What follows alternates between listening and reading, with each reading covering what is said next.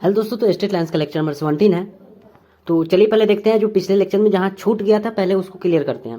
जैसा कि आपको याद होगा कि ये यहाँ पर प्रूव हो गया था क्या, जो 2:1 में बोल रहा था ना, 2:1 में डिवाइड करने वाला, कि जो सेंट्रोइड होता है वो मीडियन को 2:1 में डिवाइड करता है। ध्यान से सुनिएगा, सेंट्रोइड क्या करता है, मीडियन को 2:1 में डिवाइड करता है। ठीक है, तो ये बात यहाँ पर था जिसको यहाँ पर बता दिया गया कि कैसे।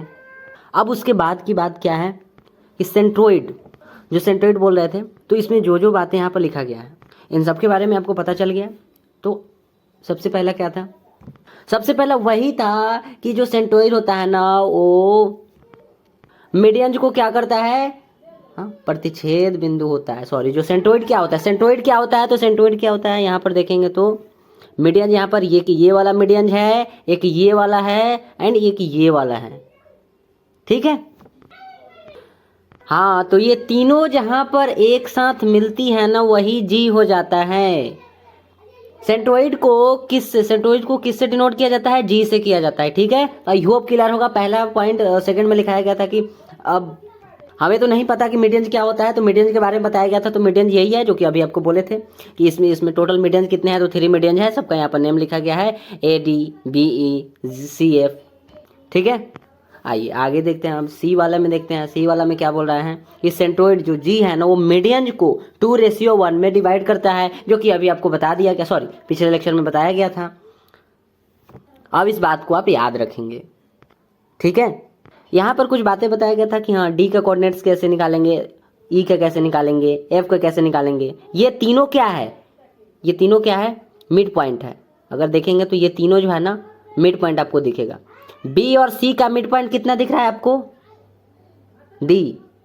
इसी टाइप से एफ भी है, इसी टाइप से ई भी है। ठीक है, तो इसके आगे क्या बताया गया था, डी में आपको बताया गया था सेंट्रोइड का कोऑर्डिनेट्स कैसे निकालेंगे, तो वो भी बताए थे कैसे निकालेंगे। तो यहाँ पर तो लिख दिया गया है फॉर्मूला, आपको तो याद ही है, जी x1 + x2 + x3 divided by 3 comma y1 + y2 + y3 divided by 3। अच्छी बात है। ठीक है, सॉरी एफ में देखते हैं, सॉरी ई में देखते हैं। ई में क्या लिखा गया है, देखिए सर, अगर आप इसको याद करना चाहते हैं तो करिएगा, नहीं तो यहाँ पर कोई ये नहीं है कि करना ही है, बस एक बार देख लीजिए। यहाँ पर देखिए आप, इसमें ये कुछ भी नहीं है। ठीक है, इसमें जो आपको सेंट्रोइड दिख रहा है ना, सेंट्रोइड के साथ जितने यहाँ पर ट्राइंगल बन रहा है, सुनिएगा बात को ध्यान से, सेंट्रोइड के साथ जितने भी ट्राइंगल बन रहा है, ऐसा कौन कौन सा है जो सेंट्रोइड के साथ ट्राइंगल बना रहा है, थोड़ा देखते हैं। यहाँ पर देखिए, ए आपको दिख रहा है, ऐसे ए दिख रहा है ना, ए इसी टाइप से। यहाँ पर आपको जी दिख रहा होगा, यहाँ पर आपको बी दिख रहा होगा। क्या आप ये देख लिए ना, ये देख रहे हैं ना, देख रहे हैं क्या, एक ट्रायंगल है, ए जी बी। सेंट्रोइड के साथ क्या ये ट्रायंगल बनाया, हाँ ट्रायंगल बनाया। उठाकर इसको लाइए, इसका क्या नेम रखें, ए जी बी। देखिए तो यहाँ पर AGB पहला लिखे हैं, क्या इसमें आपको कोई प्रॉब्लम नहीं होना चाहिए। इसके अलावा और कौन बना रहा है, और अभी सुनिए, जिस टाइप से ये वाला दिखाया है ना लेफ्ट साइड, तो राइट साइड भी होगा, AGC। क्या आप इस बात को समझ गए, सेंट्रोइड के साथ ये वाला भी तो बन रहा है ना, तो ठीक है, इसको उठाइए अब, AGC। सुनिए फिर से देखिए, ये ए है, GC, AGC। ठीक है, और देखते हैं और क्या है जो बन रहा है सेंट्रोइड के साथ, सॉरी ट्रायंगल बना रहा है। एक ये वाला हो गया लेफ्ट साइड, एक ये वाला हो गया राइट साइड। इसके अलावा अगर आप देखेंगे तो एक ये भी दिख रहा है। क्या आप ये देख लिए, बताइएगा, क्या देख लिए ये वाला, देखिए बोल रहे हैं BGC। सेंट्रोइड के साथ जाकर मिला ना, मतलब उसके साथ मिल रहा है ना, ट्रायंगल बना रहा है ना जिम सेंट्रोइड के साथ मिलकर, तो BGC। आइए देखिए यहाँ पर तो BGC, नो प्रॉब्लम। ठीक है, इस तीनों का जितना एरिया होगा ना वो किसके इक्वल होगा? सुनिए सुनिए सुनिए बात को। इस तीनों का जो जो अभी ट्रायंगल उठाए हैं ना, इन तीनों का जितना एरिया होगा ये किसके इक्वल होगा? अभी जो आप यहाँ पर देखे हैं ना, ये वाला BGC, ये भी, ये तीनों का क्या होगा? आप देख पा रहे होंगे यहाँ पर इक्वल है, AGB इसके इक्वल AGC, इसके इक्वल BGC। और एरिया का अगर कहें तो एरिया कितना, 1/3 त्रिभुज ABC एरिया, क्षेत्रफल। आप चाहें तो याद कर सकते हैं, ठीक है। हम ऊपर वाले के लिए सब दे दिए हैं, ठीक। उसको छोड़िए, यहाँ पर देखिए, क्या ये ठीक है ना? इसका बातें कर रहे हैं, ठीक है, ठीक है ना। प्रॉब्लम होगा तो बताइएगा, और होगा तो ऐसा हो ही नहीं सकता है कि इसमें ना हो। इसके अगला देखते हैं, F में।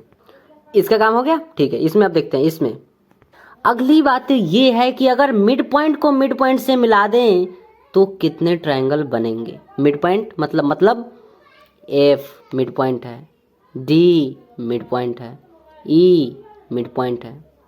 तो अब इसको हम मिला दे रहे हैं, ठीक है। कैसे मिलाएंगे? तो हम ऐसे बता दे रहे हैं, ठीक है। देखिए, इसको जो है ना इससे मिला देंगे, और इसको किसको इससे मिला देंगे, ठीक है। हम कर दे रहे हैं, अब समझ गए हैं ना? पता नहीं आपको अच्छा दिख रहा होगा या नहीं। अब थोड़ा देखिए तो, मतलब सीधी बात की, इस F को जो है ना D से मिला दिए, मिड पॉइंट को मिड पॉइंट से मिला रहे हैं, मध्य बिंदु को इस मध्य बिंदु से। अब D को E से मिला दिए, इससे, और फिर E को इससे मिला देंगे। क्यों मिलाए हैं बता रहे हैं, क्या ये ठीक है ना? तो मिड पॉइंट को मिड पॉइंट से मिला दिए। अब आपको बताना है कि इसमें ट्रायंगल कितने बन रहे हैं। एक ट्रायंगल ये वाला दिख रहा है, AFE। तो जरा यहाँ पर देखिए, AFE, क्या ये ठीक है? ठीक है। इसके अलावा और कौन कौन सा बन रहा है? मतलब एक ये वाला बन रहा है कि नहीं, बताइए। ठीक है, जब ये वाला हो गया ना, सुनिए सुनिए, ये वाला हो गया, ठीक है। इसको उठाइए, अब ये भी तो बना रहा है ना, क्यों नहीं बना रहा है? BFD, समझ में आया ना? एक बार इसको उठाएं, हम बोले ना कितने ट्रायंगल बन रहे हैं, बस देखकर आपको बताना है। एक ये वाला है ना, एक ये वाला आपको दिख रहा है ना, ठीक है। तो इसको उठा ले रहे हैं, देखिए तो BFD, ठीक है। इसके अलावा अब जैसे इसको उठाएं, इसको उठा लिए, तो इसको भी उठा ले रहे हैं आप। C के साथ भी तो बन रहा है ना, ये वाला उठा लें, ठीक है। CED, यही तो है, CE, और फिर यहाँ से आया यहाँ तक D, ठीक है ना। इसके अलावा भी कोई बन रहा है? हाँ बन रहा है, देखिए अभी जो ये बताए हैं ना, ये मिड पॉइंट को मिड पॉइंट से मिला रहे हैं, ये कौन बताएगा? ये भी तो होगा ना। बस आपसे केवल पूछे हैं कि इसमें क्या क्या दिख रहा है, सॉरी कितने ट्रायंगल दिख रहा है। एक ये वाला हमें दिख रहा है, इसके अलावा एक ये वाला हमें दिख रहा है, इसके अलावा एक हमें ये वाला दिख रहा है, तो इसको अभी नहीं लिखे हैं। इसके अलावा ये वाला हमें दिख रहा है। क्या प्रॉब्लम हो सकता है? तो ये वाला जो नहीं लिखे हैं ना, इसको अब लिख देते हैं। इसका क्या हो जाएगा? DEF, देखिए तो DEF, ठीक है, DEF, ठीक है ना। एज इक्वल टू, ये सब इक्वल होगा। अब जैसे इसका एरिया यहाँ पर लिखा गया, एज इक्वल टू 1/4 त्रिभुज ABC, ठीक है, क्षेत्रफल, ठीक है। तो ये दोनों बातें लास्ट का है, वो पूछना होगा तो पूछिएगा। बाकी ये ऊपर वाला तो आपको सब बता ही दिए हैं ना, तो इसको याद रखेंगे, ठीक है। अब देखते हैं आगे।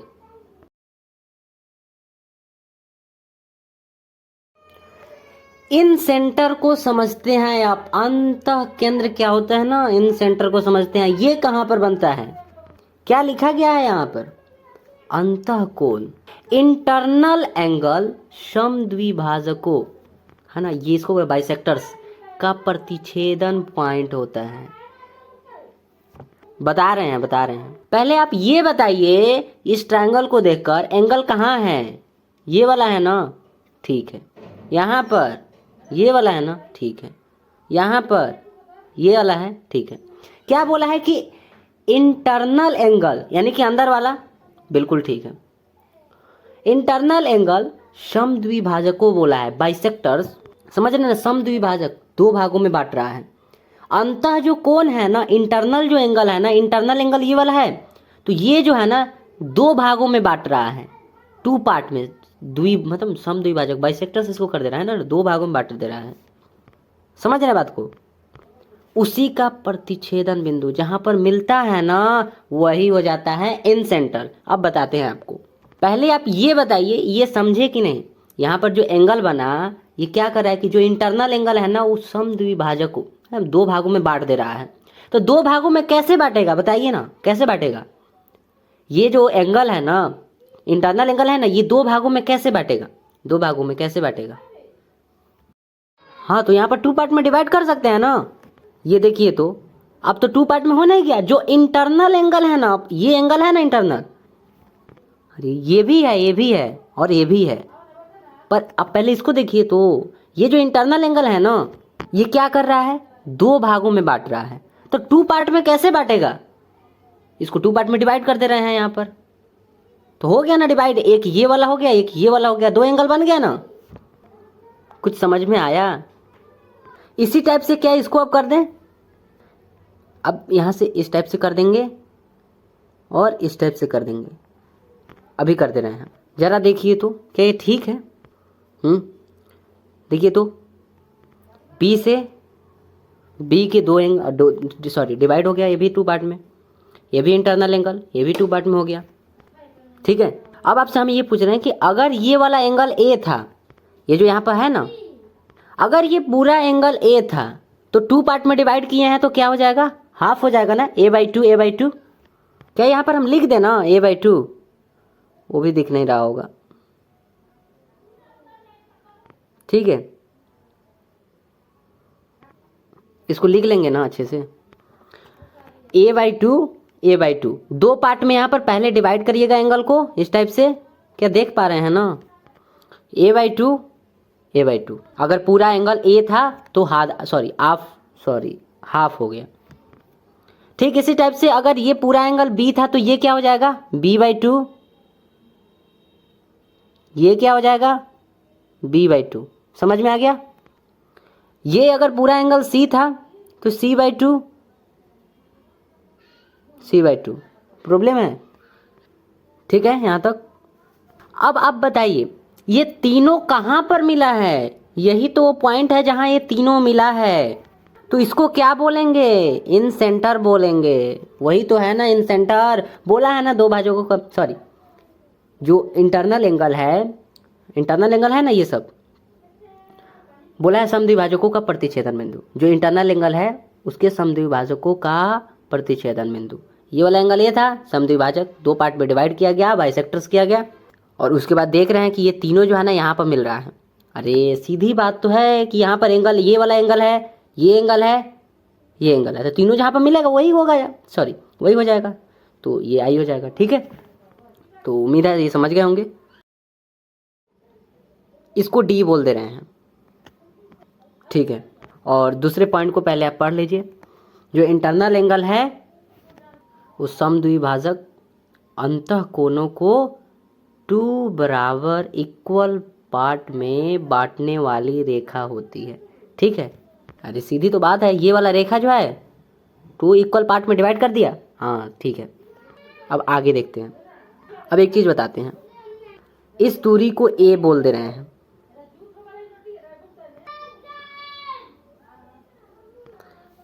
ए के सामने है तो इस दूरी को ए बोल दिए। ये जो है ना, ये जो भुजा है ना, ये किसके सामने आ रहा है? सी के सामने, तो इसको सी बोल दे रहे हैं,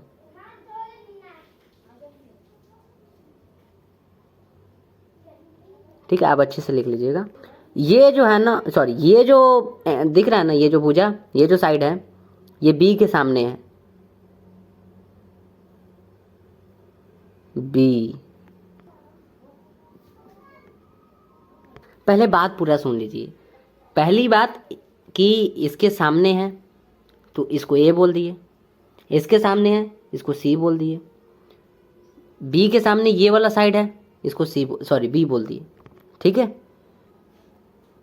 अब आपको एक चीज़ बताते हैं कि ये जो ए बोले हैं ना, इसका मतलब सीधा से बता दे रहे हैं कि जब आप बी एंड सी का जब डिस्टेंस निकालेंगे ना, आगे आगे काम आएगा। पर ऐसे आप समझिए ना पहले कि हाँ, आपको बी और मतलब यहाँ से लेकर यहाँ तक का डिस्टेंस निकालना है, यानी आपको डिस्टेंस वाले फॉर्मूला का यूज़ करना पड़ेगा, है ना, दूरी सूत्र का यूज करना पड़ेगा ना। तो अगर इसका और इसका अगर डिस्टेंस पता करना है तो ठीक है, हम पहले यहाँ पर कोऑर्डिनेट्स भी लगा देते हैं। ए का x1, y1, ये x2, y2 हो जाएगा, ये x3, y3। ठीक है, ठीक है। तो जब आप इसका और इसका डिस्टेंस निकालेंगे ना, सुनिएगा, बी और सी का जब आप डिस्टेंस निकालेंगे तो जो आएगा ना उसको ए के इज इक्वल टू में, जैसे बी और सी का डिस्टेंस अगर 2 आ रहा है तो आप क्या करेंगे, ए इज इक्वल टू 2 इस टाइप से मतलब लिख देंगे। बी सी वाले डिस्टेंस को जो है ना ए बोल दिए हैं, तो जो भी बी सी का डिस्टेंस आएगा ना उसको ए इज इक्वल टू लिख दीजिएगा।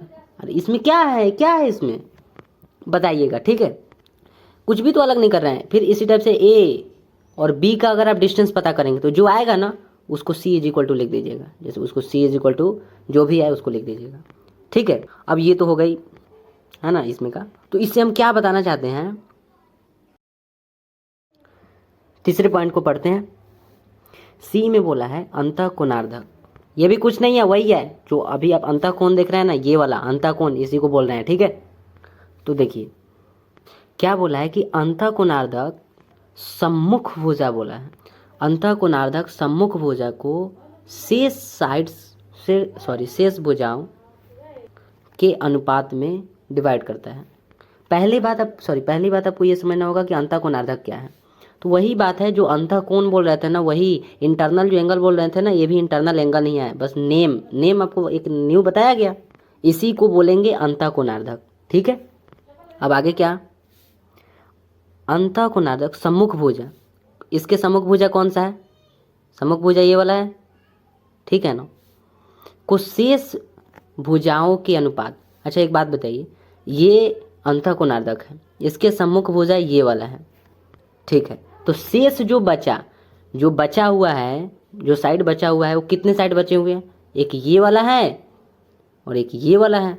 क्या ये बात नहीं समझ में आया, ये है अंतःकोणार्धक, इसके सामने वाला सम्मुख भुजा ये वाला हो जा रहा है। तो जो शेष बचा वो कितने भुजा बचे, एक ये वाला और एक ये वाला। ठीक है ना, के अनुपात में विभाजित करता है। ठीक है, किसके अनुपात में, तो बचे हुए जो भुजाएं हैं ना उसके अनुपात में विभाजित करता है। फिर से बता रहे हैं, ये है अंतःकोणार्धक, इंटरनल एंगल ही ना है, इसके सम्मुख वाला जो साइड है वो ये वाला है। तो बचे कितने, बचे ये वाले साइड और ये वाले साइड। तो बोल रहा है ना कि जो बचा है ना, जो साइड बचा है, एक ये वाला बचा है, एक ये वाला बचा है, तो इसके रूप में विभाजित करता है। इसका मतलब क्या हुआ, बी डी सी यहाँ पर लिखे हैं, किसको उठाकर लाए हैं, इसको उठाकर लाए हैं। क्या आप देख पा रहे हैं, ये वाला, सॉरी ये वाला बी डी सी, इसको उठाएं, सुनिएगा, इसको उठा लिए और इसको उठाकर यहाँ पर रख दिए, बी डी सी। ठीक है, इसके कोऑर्डिनेट्स यहाँ पर है, इसके कोऑर्डिनेट्स यहाँ पर है। अब ये जो सी अनुपात बी लिखा है ना, इसको ध्यान से समझिए क्या बोल रहा है। बोले हैं ना कि ये जो है ना इंटरनल एंगल है, ये क्या करता है, ये अपने सम्मुख भुजा ये वाला है, जो इसका सम्मुख भुजा ये वाला है ना, तो बचे कितने भुजे, जो शेष बचे हैं ना, एक ये वाला भुजा बचा है, एक ये वाला साइड बचा है, तो इन दोनों के अनुपात में विभाजित करता है। किसको विभाजित करता है, इस ये जो सम्मुख भुजा है ना इसको विभाजित करता है। सुनिएगा फिर से, ये जो है ना इंटरनल एंगल है ना, ये अपने सम्मुख भुजा ये वाला है।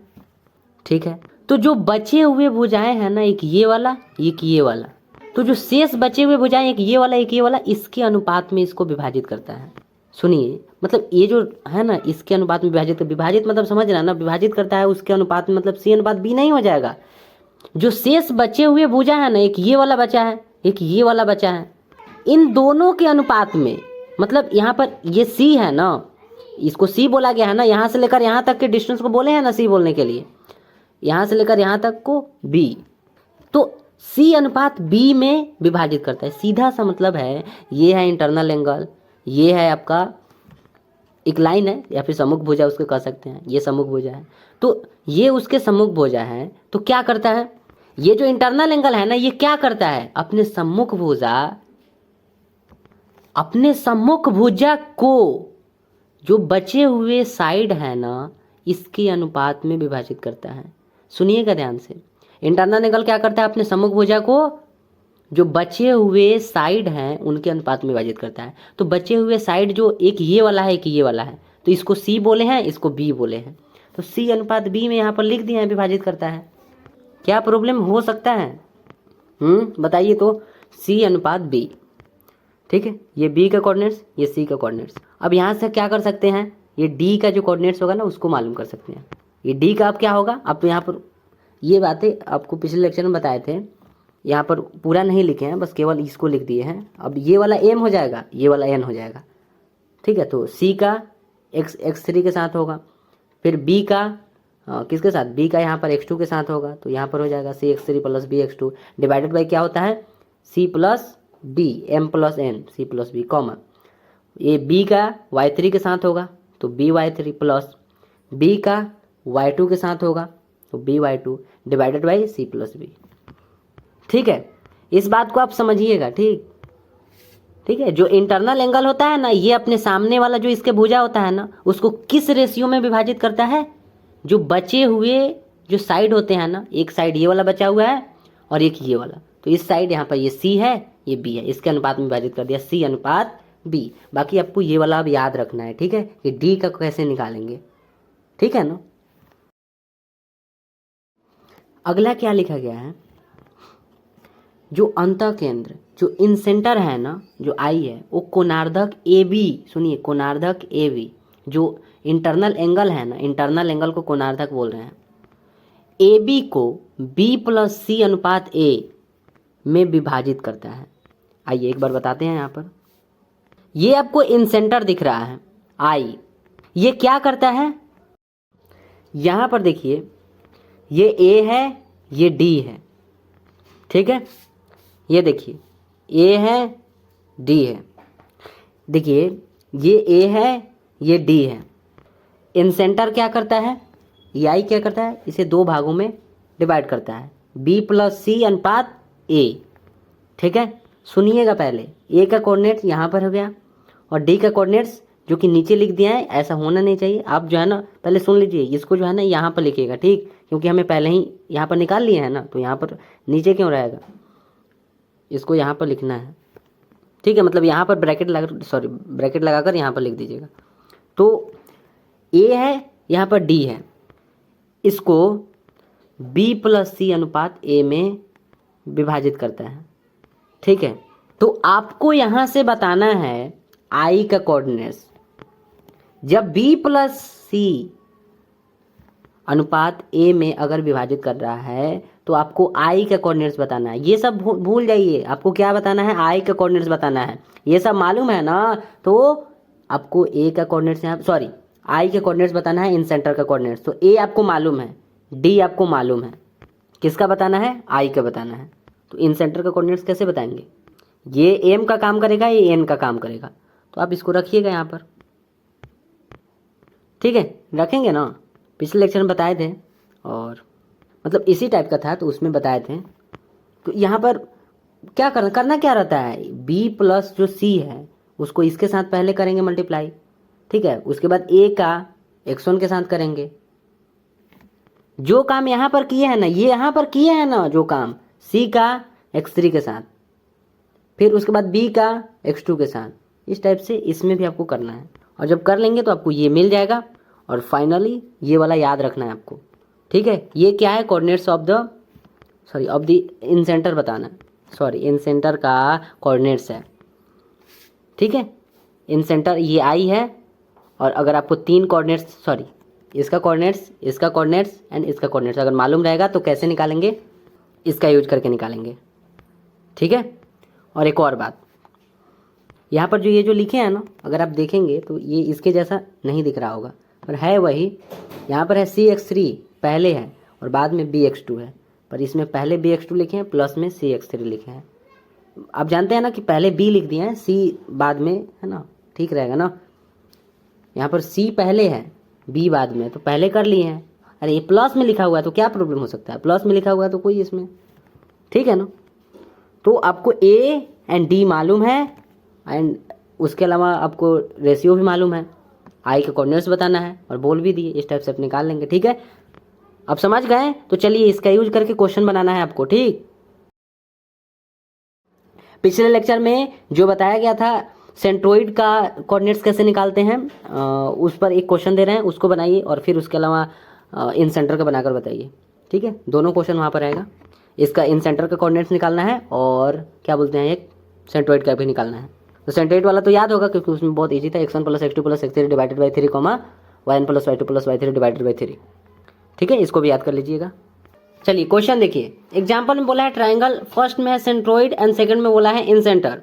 इसके कोऑर्डिनेट्स हमें फाइंड करना है, जिसके वर्टेक्स जो है ना हमें क्या दिया गया है, 0,0 है, 6,0 है एंड 0,8 है।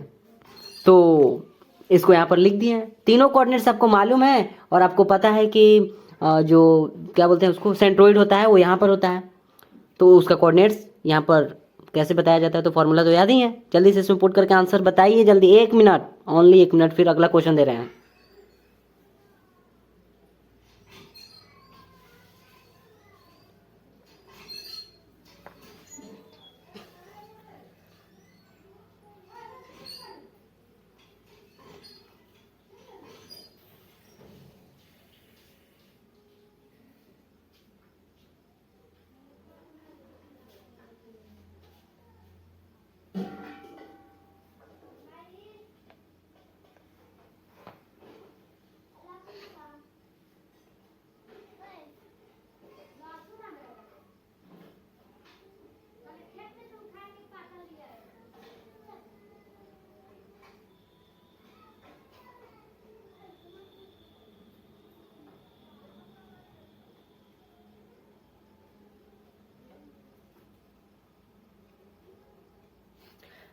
हो गया ना, चलिए दिखाते हैं। आप यहाँ पर लिखा गया है, अब तीनों का यहाँ पर लिख देंगे, ठीक है। आपका तो आ ही गया होगा ये वाला, ठीक है।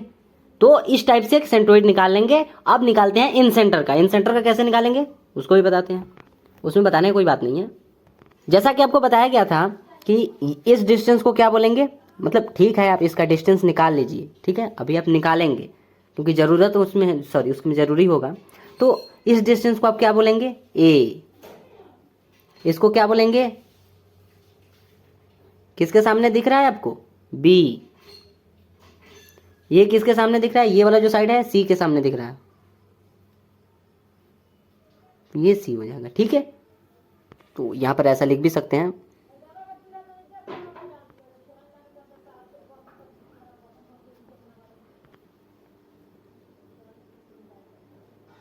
क्या दिख रहा है यहां पर, ठीक है। अब जल्दी से इसमें पुट करके और आंसर लाकर दिखाइए, ठीक है। इन सेंटर का निकालिए।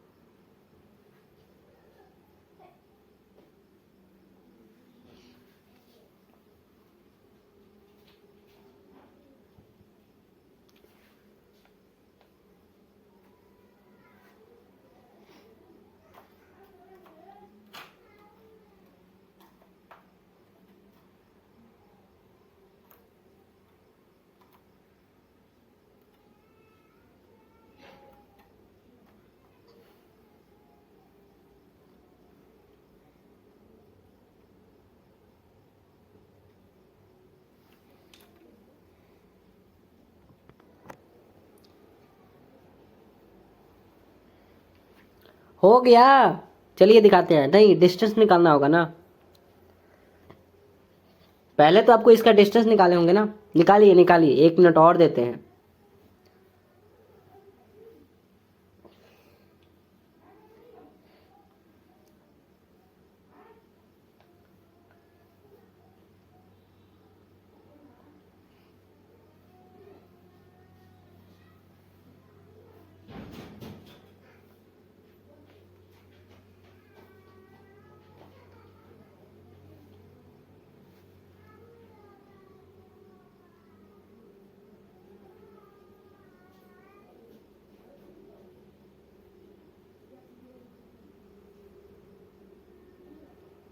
हो गया, ठीक है। अब यहाँ पर इसको देख लीजिए, इसका जो डिस्टेंस आया होगा वो 10 आया होगा, ठीक है। तो इसको ए बोले हैं ना, आपको पहले भी बोले थे कि डिस्टेंस आप निकालेंगे तो ए के इक्वल कर देंगे। अगर आप BC का डिस्टेंस निकाल रहे हैं तो मतलब इसका निकालेंगे तो ए के इक्वल कर देंगे। अब ए के प्लेस पर 10 लिखा गया है, x1 के प्लेस पर आपको सॉरी ऊपर देखना पड़ेगा, बस ये हमें बताने का काम था। अब इसके बाद आप देख लीजिएगा, ठीक है, कि डिस्टेंस जो भी निकाले हैं उसको ऐसे बोलना पड़ेगा, नहीं तो इसमें कैसे पुट करेंगे। इसमें BC तो लिखा नहीं गया है, यहाँ पर B और C है, यहाँ पर BC तो नहीं लिखा गया है, यहाँ पर A लिखा गया है, ठीक है। यहाँ पर B है तो B किसका है, इस डिस्टेंस को B बोले हैं, इस डिस्टेंस को B बोले हैं ना, तो B इज इक्वल टू, अब इसका डिस्टेंस आप निकालेंगे, जो आएगा उसको B इज इक्वल टू ले लेंगे और B के प्लेस पर उसको रखेंगे, ठीक है। तो उम्मीद है कि ये समझ गए होंगे। एक और क्वेश्चन देते हैं और इसके आगे वाला आप देख लीजिएगा, बता रहे हैं। एन सेंटर देख लीजिए, ठीक है। अब चलिए दूसरे क्वेश्चन को बताते हैं। चलिए इस क्वेश्चन को देखिए, ट्राइंगल के टू जो है ना वर्टिसेस हमें दिया हुआ है 3, -5 एंड -7, 4। बोला है कि जो सेंट्रोइड है ना, यहाँ पर देखिए ध्यान से सुनिएगा, सेंट्रोइड का यहाँ पर दिया हुआ है कोऑर्डिनेट्स 2, -1, तो थर्ड वाला हमें वर्टेक्स बताना है। ए का यहाँ पर देखिए, यहाँ पर ए का 3, -5, -7, 4 और सी का x3, y3 खुद से मान लिए हैं। सुनिएगा ध्यान से, सेंट्रोइड यहाँ पर दिया हुआ है, यहाँ पर तीनों का कोऑर्डिनेट्स हमें नहीं दिया है, सेंट्रोइड का हमें नहीं पता करना है, हमें तीसरा वाला जो वर्टेक्स है ना उसका कोऑर्डिनेट्स हमें पता करना है। तो चलिए अब निकालिए, सेंट्रोइड का यहाँ पर है कोऑर्डिनेट्स, ठीक है।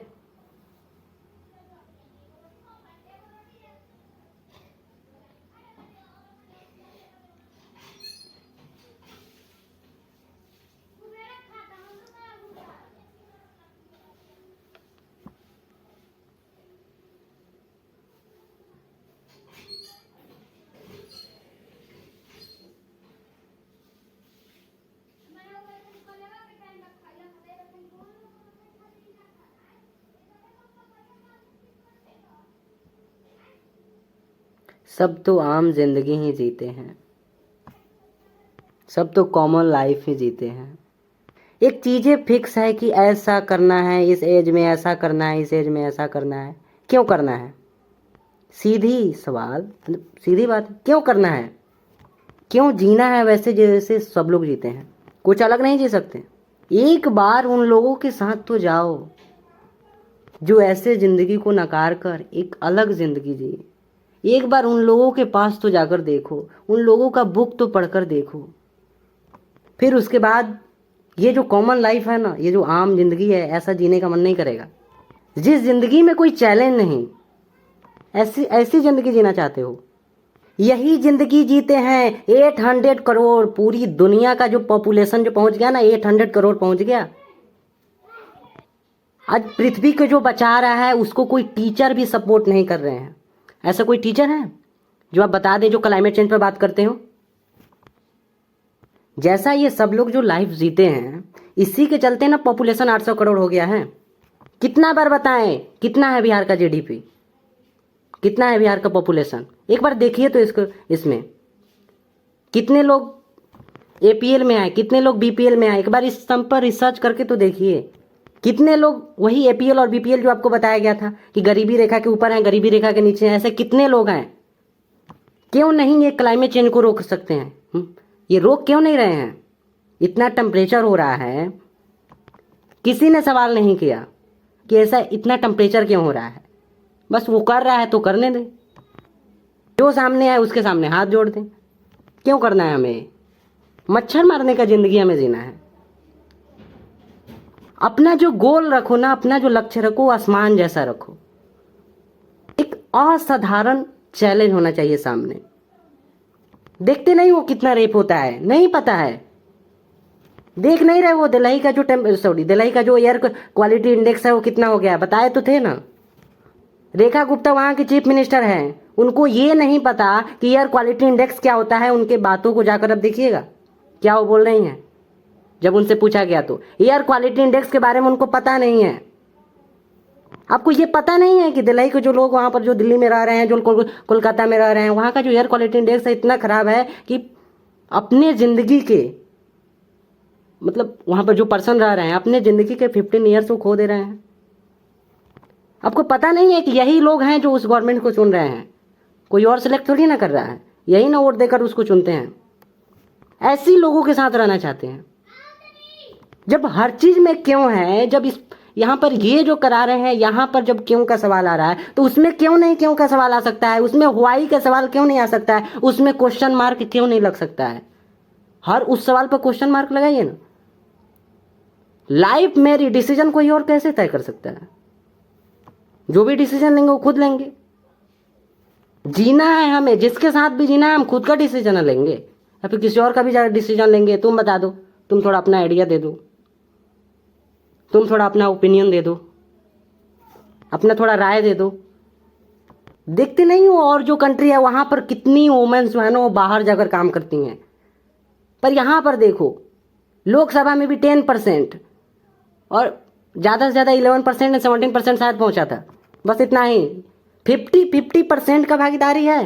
पार्टिसिपेशन जो है ना वो महिलाएं का भी 50% है और पुरुष का भी 50% है। पर देख लीजिए, क्लास 10th में तो याद किए होंगे ना, तो उसमें देख लीजिए डाटा उठाकर। अभी भी बता सकते हैं, पर केवल हम ऐसे बता रहे हैं ताकि सुनिए समझिए। देखती नहीं हो कितना ट्रेडिशन में लोग घुसे हुए हैं। जो नहीं करना है वो भी करते हैं, जो रेस्ट्रिक्शन नहीं लगाना है वहां पर भी रेस्ट्रिक्शन लगाते हैं। कास्ट सिस्टम यहाँ का खत्म नहीं हुआ, जाति प्रथा खत्म हुआ। महात्मा गांधी क्यों बोले थे कि रिलीजन को पॉलिटिक्स से अलग नहीं किया जा सकता, ऐसा क्यों बोले थे, उसके पीछे क्या रीजन था।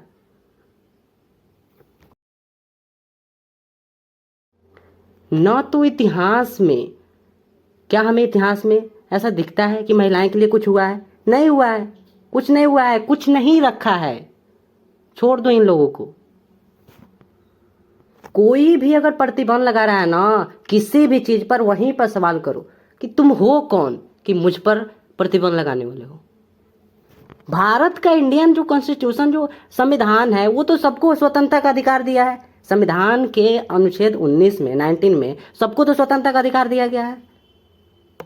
जब मेरा कॉन्स्टिट्यूशन खुद कह रहा है कि तुम स्वतंत्र हो, हम 15 जो अगस्त है उस दिन फिर इंडिपेंडेंस डे क्यों मनाते हैं, क्यों सेलिब्रेट करते हैं? ये 26 जनवरी जो गया है अभी, ये रिपब्लिक डे, पब्लिक को ये जो रिपब्लिक डे हम क्यों मनाते हैं?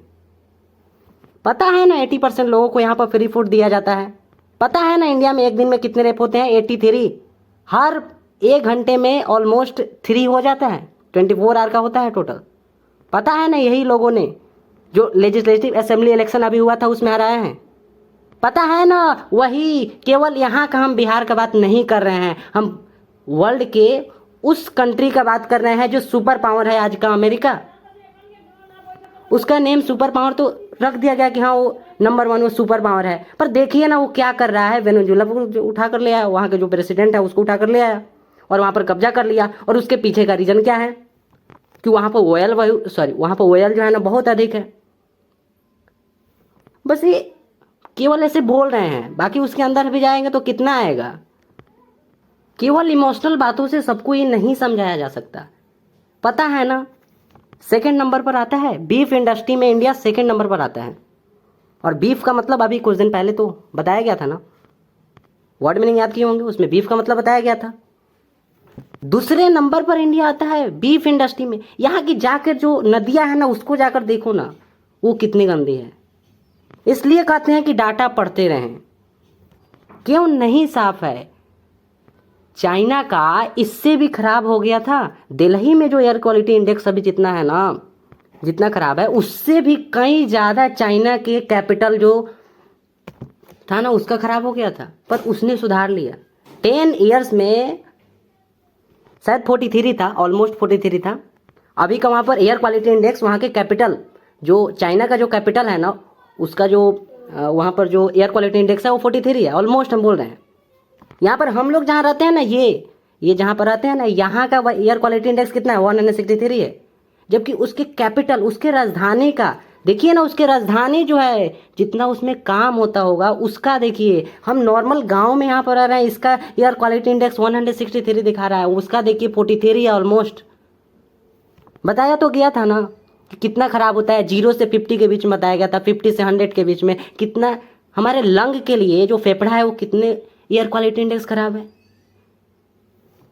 वहाँ के लोग एयर प्यूरीफायर का यूज़ कर रहे हैं, ऐसा इतना एनवायरनमेंट खराब हो गया है कि हमें एक आर्टिफिशियल रूप से बना चीज़ जिसका यूज करना पड़ रहा है ऑक्सीजन लेने के लिए, हवा को साफ करने के लिए, वो भी बाहर नहीं, घर के अंदर। वहाँ पर एयर प्यूरीफायर होता है इंस्ट्रूमेंट जिसको रखा जाता है घर में, ताकि हमें हवा है ना शुद्ध मिल सके।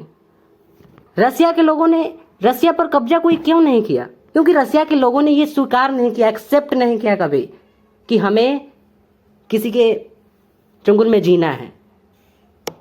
जो हिटलर था ना, उसने भी कब्जा नहीं किया। हम लोगों ने 200 वर्षों तक किसी का जुल्म कैसे सह लिए? क्योंकि हमें सीधी बात है कि हमें ये मान्यता है, ऐसे होता है तो ऐसे होता है। क्यों होता है? 200 वर्षों तक हम लोगों ने उसका गुलाम सहे हैं। क्योंकि सीधी बात था यहाँ का कि जो भी यहाँ पर पैदा हुआ वो मान लिया, देखता ही है, वैसा सवाल ही नहीं करता है। जब सवाल करता है तो उसको मुंह चुप कर दिया जाता है। 200 वर्ष कम नहीं होता है, जरा सोचिएगा, 2 सेंचुरी होता है, 200 वर्ष। आज कुछ भी हो, भले ही उन लोगों ने 200 वर्षों तक कब्जा किया था, पर आज साइंस में भी या फिर हर एरिया में आज वो इसीलिए आगे हैं क्योंकि उन लोगों ने एक्सेप्ट नहीं किया, किसी चीज को माना नहीं। आप कह रहे हैं कि जो भी चीज है वो किसी और के हाथ में है, हमारे हाथ में नहीं है। खुद का लाइफ है तो इसका डिसीजन हमारे हाथ में होना चाहिए ना। खुद जब भारत का कॉन्स्टिट्यूशन, जब संविधान ये अधिकार दे रहा है, तो कोई भी पर्सन कुछ कैसे बोल सकता है? पता है ना, क्रैकर्स बजाने, जो क्रैकर्स होता है, जो पटाखे होता है, उस दिन का एयर क्वालिटी इंडेक्स देखिएगा। हर जगह का जहां पर भी छठ होता है ना, उस दिन के एयर क्वालिटी इंडेक्स देखिएगा। क्रैकर्स का जितना यूज होता है ना, उससे देखिएगा उस दिन का एयर क्वालिटी इंडेक्स कितना खराब होता है, हमारे लंग के लिए कितना खराब होता है। पर ऐसा लगता है नहीं, ये नहीं हो सकता, ऐसा ही नहीं लगता है क्योंकि हम उस चीज में जी ही नहीं रहे हैं। बताया तो गया था ना, 2 फ्रॉग्स था, एक मेढक था, 2 मेढक था और एक वेल था, कुआं था, कुछ इसी टाइप से था। एक कुआं है और एक मेढक बाहर है, एक मेढक अंदर है। मेढक जो है ना पानी के अंदर है, पानी को गर्म किया जा रहा है, हॉट है ना, गर्म किया जा रहा है। जो वेल के अंदर जो है ना, जो कुआं है उसके अंदर जो पानी है ना, उसको गर्म किया जा रहा है। धीरे धीरे धीरे उसमें गर्म किया जा रहा है ना, उस पानी को गर्म किया जा रहा है। उस मेढक को कोई फर्क नहीं पड़ रहा है। पर वही एक बाहर जो मेढक था ना, उस मेढक को जब उसके अंदर डाला गया ना, जब उसके अंदर उसे फेंका गया, इसी टाइप से कुछ था, तो उसे लगा कि इतना गर्म। वही बात आज भी हम लोगों के साथ होता है कि हम लोग टेम्परेचर को इतना कैसे झेल लेते हैं। अदर कंट्री के अगर कोई पर्सन यहाँ पर आ जाए ना, जो इतना टेम्परेचर नहीं झेलता है, वो वहीं पर मर जाएगा, झेल ही नहीं पाएगा। ये पॉसिबल नहीं है कि वो झेल पाए। कहाँ रहते हैं कि ये सब नहीं जानते। 2023 तक, 2023 तक बिहार में जो एक पकड़ा हुआ शादी बोलते हैं वो किया जा रहा था। 2023 तक डाटा उठाकर देख लीजिएगा। अभी के टाइम में एक बच्चा भी पैदा करना कितना खराब है।